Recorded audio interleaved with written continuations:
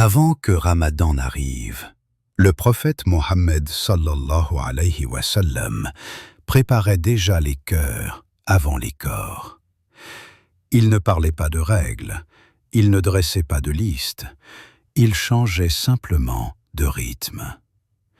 Ceux qui vivaient avec lui le remarquaient. Il devenait plus silencieux, plus présent, plus attentif aux autres. Il jeûnait davantage avant Ramadan, non pour s'habituer à la faim, mais pour habituer son cœur à ne pas dépendre de ce qui passe. Il demandait souvent à Allah de lui permettre d'atteindre ce mois, car il savait que beaucoup vivent jusqu'à l'annonce de Ramadan sans vraiment y entrer. Il enseignait par son attitude que se préparer à Ramadan, ce n'est pas remplir son frigo, mais vider son cœur de ce qui l'alourdit. Quand Ramadan arrivait, ses journées changeaient, mais surtout ses nuits. La nuit était son refuge. Quand les gens dormaient, il se levait.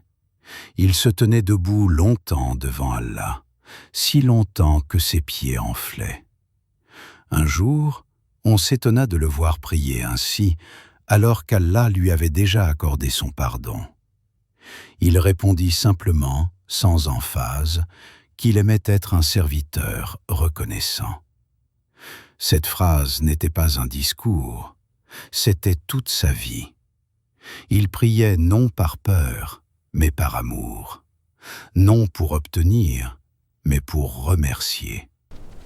Celui qui comprend cela comprend pourquoi Ramadan n'est pas lourd pour les cœurs vivants. Il ne se levait pas la nuit avec agitation. Il récitait lentement. Il s'arrêtait sur les versets de miséricorde et demandait la miséricorde.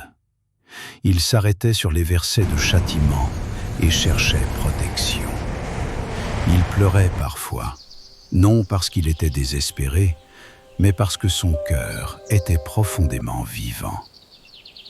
Il nous enseignait ainsi que pleurer devant Allah n'est pas une faiblesse, mais une lucidité. Juste avant l'aube, il mangeait peu. Quelques dattes, un peu d'eau, rien de lourd. Il voulait que son corps obéisse à son cœur, et non l'inverse.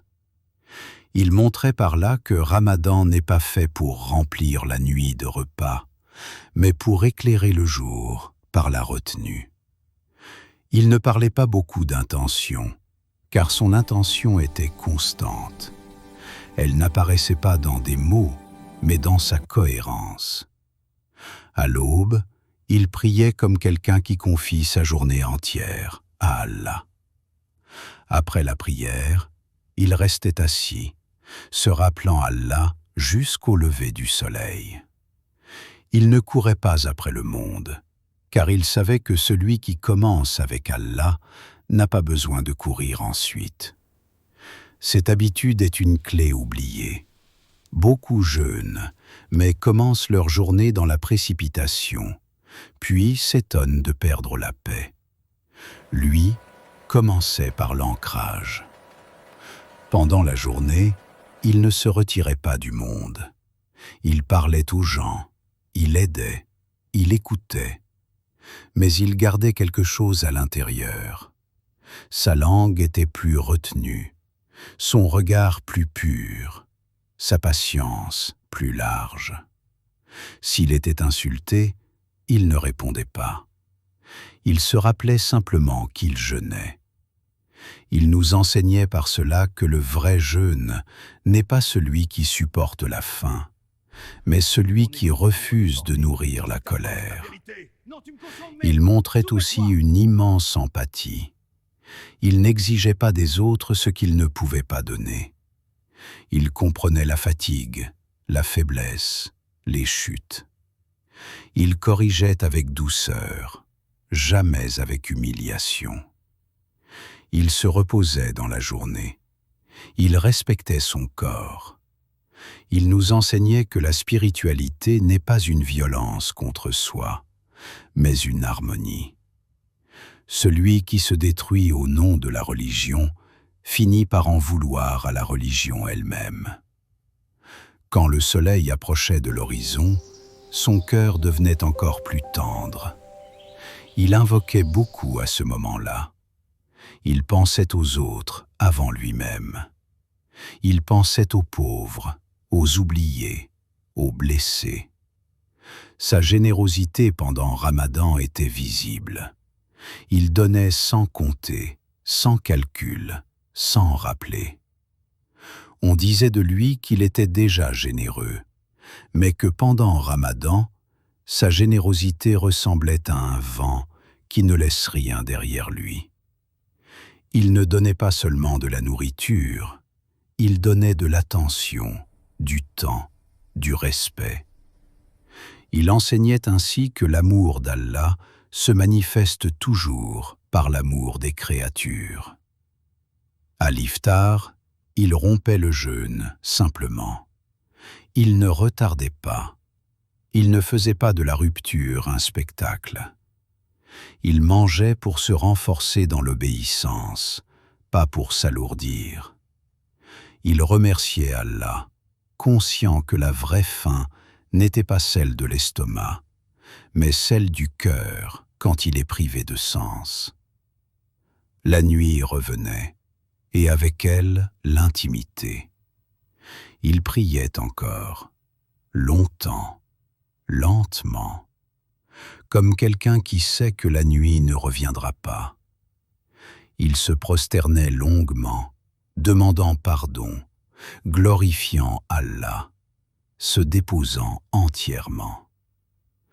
Il nous montrait que la prosternation n'est pas un geste, mais un abandon. Quand arrivèrent les 10 dernières nuits, il changea encore, il se retira davantage, il réveillait les siens, il resserrait le monde. Ce n'était plus le temps de l'équilibre, mais celui du don total. Chaque nuit devenait une marche intérieure, une nuit où le superflu tombait, une nuit où l'intention se purifiait, une nuit où le cœur s'adoucissait, une nuit où le silence s'installait, une nuit où la fatigue brisait l'orgueil, une nuit où l'abandon devenait possible. Il ne cherchait pas des signes, il ne cherchait pas une date, il cherchait seulement qu'Allah l'accepte. Et quand il cherchait la nuit du destin, il ne demandait rien d'autre que le pardon, comme si toute la sagesse de l'univers se résumait à être pardonné et aimer le pardon. Quand Ramadan s'éloignait, il ne parlait pas de ce qu'il avait vécu, il ne racontait pas ses nuits.